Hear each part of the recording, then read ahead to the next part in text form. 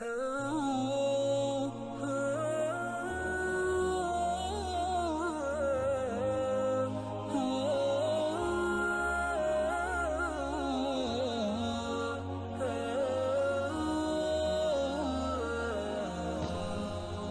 ہجری میں جب سلطان سلیم کو خلافت ملی تو وہ حضور پاک صلی اللہ علیہ وسلم کی طرف منسوب تبرکات کو مصر سے استنبول لے آئے اور یہ اہتمام کیا کہ توپ کاپی سرائے ایک محل کا نام ہے، ان کو محفوظ کرنے کے لیے ایک مستقل کمرہ تعمیر کیا۔